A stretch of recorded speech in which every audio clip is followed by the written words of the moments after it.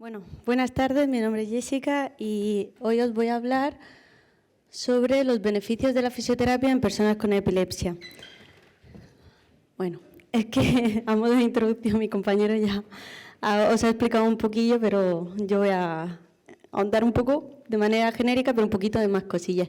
Bueno, en el contenido voy a hablar sobre la definición, el contexto, conceptos de interés, cuál es el papel de la fisioterapia en epilepsia, la educación para la salud del paciente y el tratamiento de las comorbilidades.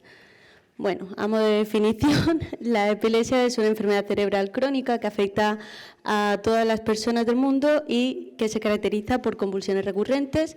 Estas convulsiones son episodios autolimitados de movimientos involuntarios y que pueden afectar a una parte del cuerpo o a su totalidad. Estas convulsiones pueden ir acompañadas de pérdida de consciencia o no, como ha mencionado el compañero, y del control de esfínteres. En cuanto al contexto, es el segundo trastorno neurológico crónico más frecuente que ocurre en todos los grupos de edad, después de las cefaleas. Y la prevalencia de epilepsia activa, las cuales ocurren al menos una vez en los últimos 5 años, oscila entre el 0,4 y 0,8%, y esto se traduce en que al menos, ahora, entre 180.000 y 360.000 personas padecen epilepsia en España. En cuanto a la incidencia, nos encontramos que cada año aparecen entre 12.400 y 22.000 casos nuevos. Como conceptos de interés, se ha mencionado antes lo que es el periodo postictal, pero ¿esto qué es? Se conoce como el periodo posterior a la ocurrencia de las convulsiones y suele estar asociado con cambios fisiológicos y conductuales. Aún se están investigando los mecanismos que están involucrados en este periodo, pero se cree que se debe a una menor excitabilidad de las neuronas causadas por señales inhibitorias. En estos procesos inhibitorios se está estudiando la importancia de los canales de potasio activados por calcio y también los receptores GABA y otros receptores hiperpolarizantes.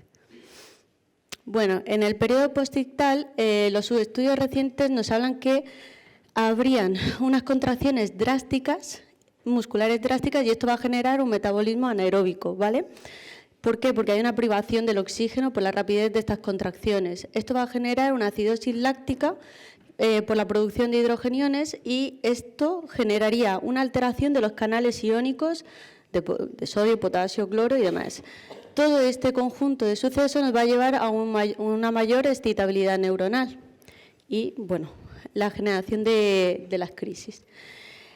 En cuanto a los conceptos de interés, bueno, los signos y síntomas posictales, en una revisión sistemática y metaanálisis de 78 artículos realizados en 2019 por Ansu Bota, se recogieron los siguientes síntomas, que es donde nosotros vamos a actuar, ¿vale? Entre ellos las cefaleas postictales, las cuales pueden tener una duración de hasta 14 horas, las paresias, que también lo he mencionado antes, que sería una debilidad muscular parcial o causada por un daño en el sistema nervioso y que afectaría a la capacidad del cerebro para enviar las señales adecuadas, y afasia, que sería la pérdida parcial o completa de la capacidad de expresar o comprender el lenguaje y, por lo tanto, nos estaría hablando de una lesión en el área cerebral correspondiente al lenguaje. También otro de los síntomas que nos encontraríamos sería el picor en la nariz y automatismos, como antes también se ha mencionado, y también esto quería hacer un poco de hincapié porque se conoce un poco que se encontraría la depresión y la psicosis.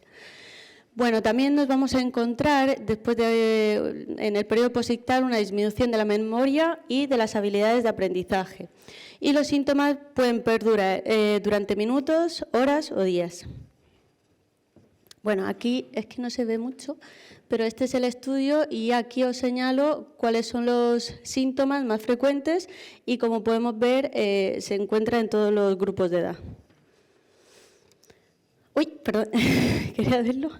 En cuanto a la fisioterapia en epilepsia, dentro de la educación para la salud encontraríamos que realizar ante una crisis, como hemos mencionado antes, y también la revisión sistemática realizada por Fática, por Loyan de Fática en 2021, que buscó corroborar cuál era la importancia del ejercicio físico, se encontraba que hay una mejora con el ejercicio físico de la función neurocognitiva, el dominio psicológico e interacción social. En los adolescentes puede llegar incluso a modular la susceptibilidad neuronal a los ataques epileptogénicos y se recomienda practicar deportes que sean aeróbicos dirigidos al entrenamiento de la fuerza y la resistencia. En estos casos nunca vamos a recomendar el entrenamiento de la potencia, ¿vale? Y esto se debe de realizar 3 veces por semana durante 60 minutos. La literatura nos recomienda deportes anaeróbicos como el atletismo, la escalada, esquiar a gran altura y deportes que puedan generar un traumatismo craneoencefálico. Bueno, en cuanto a una revisión sistemática realizada por David Van Camford en 2019, nos indica que esta pauta de ejercicio físico tiene lagunas, ya que faltan programas específicos y que estos sean adecuados a las características del paciente. Pero bueno, es que cada programa tendría que ser, como es un ejercicio físico pautado, en función de cada persona, su edad y sus características. Bueno, dentro de estas estrategias encontraríamos la guía del manejo para la epilepsia, qué debemos hacer, cómo debemos actuar, cuándo llamar o no, juegos de rol, dibujos, vídeos y diapositivas, entre otros. Bueno, entonces, ¡ay, se ha movido!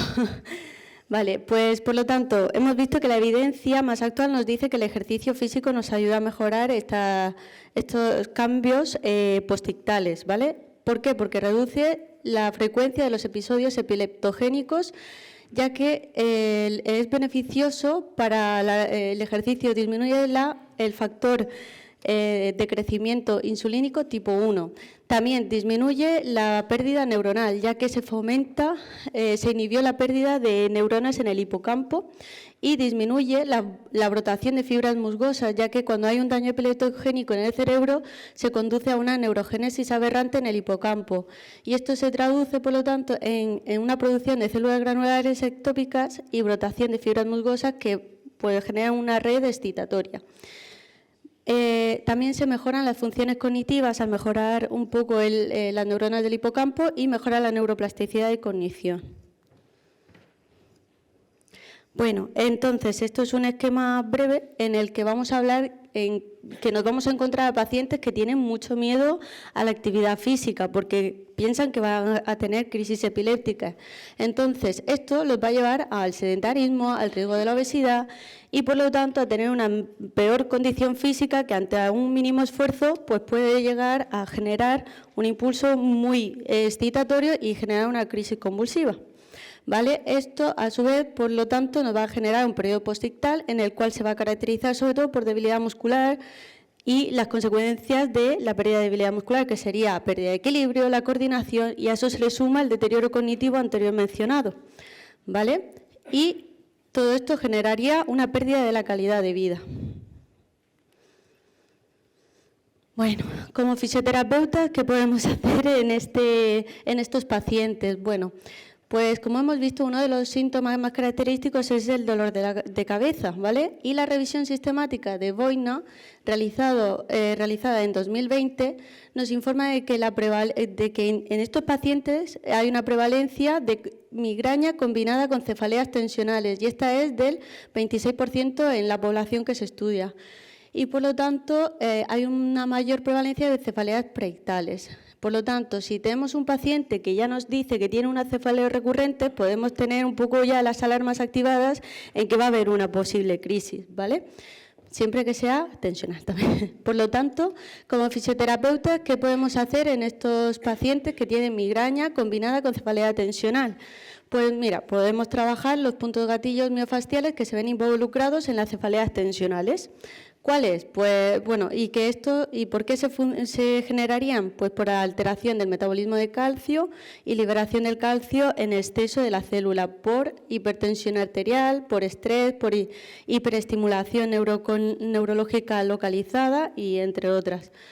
Para ello vamos a hablar de que, bueno, aquí somos casi todos fisios, pero ¿qué son los puntos gatillos miofasciales? Pues son puntos altamente irritables de un dolor exquisito en un nódulo, de una banda tensa y palpable en un músculo esquelético. Al palparla se generaría un trayecto de dolor por un acto reflejo del sarcómero que se sobreactivaría. Vale, ¿cuáles son los puntos más característicos que podríamos trabajar en ellos y que más o menos todos un poco conoceríamos? Sería el punto gatillo de suboccipitales, el punto gatillo del famoso esternocleidomastoideo, que en concreto muchos pacientes piensan que pueden tener una cefalea en racimos y después resulta que es un poco una migraña combinada con cefalea tensional y es por el esternocleidomastoideo. Y ya nos encontraríamos también los puntos gatillos del trapecio.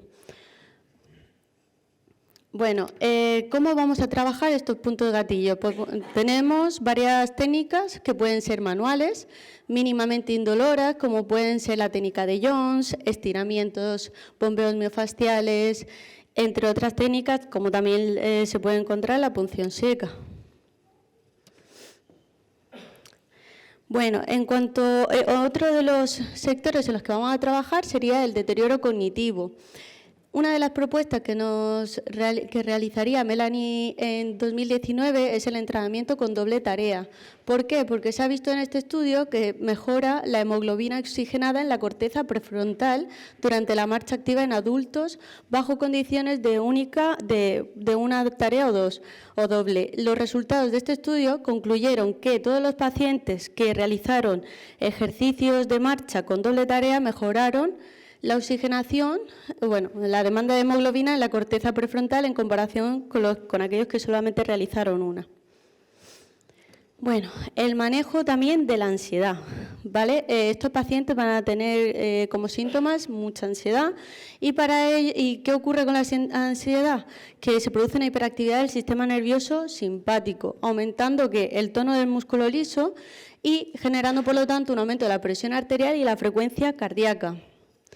Estas personas, por lo tanto, van a tener una menor tolerancia al ejercicio porque tienen una resistencia periférica total elevada y una sensibilidad barorrefleja arterial reducida debido al desequilibrio autonómico.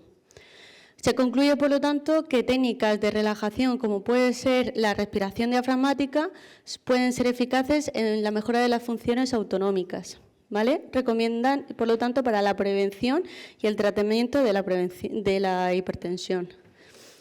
Bueno, ¿qué es la respiración profunda diafragmática? Se le conoce como una respiración lenta abdominal profunda en la que se realiza una respiración rítmica y en la que se favorece la contracción más duradera del diafragma, ¿vale? Minimizando así la frecuencia de la respiración y profundizando en los volúmenes tanto de inhalación como de exhalación. Y así mejoraríamos lo que sería la capacidad respiratoria total, ¿vale? Dentro de la fisioterapia respiratoria aplicada a este tipo de paciente encontraríamos también el análisis de la musculatura. Vamos a ver en función de qué edad tenga el paciente, valoraremos cómo es su caja torácica, si es más rígida, si es menos rígida, si aparte de ser un paciente con epilepsia también tiene los problemas típicos de la edad, si tiene hernias, si tiene protrusiones, y cómo le está afectando esto. Y trabajaríamos en conjunto tanto fisioterapia respiratoria como todas las patologías musculoesqueléticas que nos encontremos en él. ¿Para qué? Para que pueda tener una respiración lenta, profunda y a mayor capacidad pulmonar, ¿vale? En estos casos, por lo tanto, se corregiría si también se tiene que valorar el patrón respiratorio, si lo tiene torácico, si lo tiene mixto, ¿vale? Si tiene un patrón respiratorio únicamente torácico, se tendrá que hacer una reeducación fomentando mínimo que sea mixto o que sea diafragmático. Bueno, otra de las comorbilidades será la paresia. En la revisión sistemática y metaanálisis realizada en 2018 por Sharare et al., se encontró que el tratamiento rehabilitador de las parestesias, en el tratamiento de las parestesias fue efectivo la estimulación eléctrica a nivel periférico del nervio afectado. A través de puntos de acupuntura de los músculos que tienen un axón del nervio sensorial en común. Entonces, ¿cuál sería el protocolo de actuación en estos pacientes? Pues sería una estimulación de 60 minutos periférica acompañada de un ejercicio activo todos los días durante 3 o 4 semanas. Y se observó que en esos nervios que referían parestesia aumenta la actividad del área cortical somatosensorial primaria y, por lo tanto, puede conducir a un desarrollo de esas habilidades que se han perdido en esa fase de hipotonía. Bueno, aquí tenemos la neuromodulación funcional periférica, percutánea y la neuromodulación convencional. Bueno, y esto sería todo. Muchas gracias.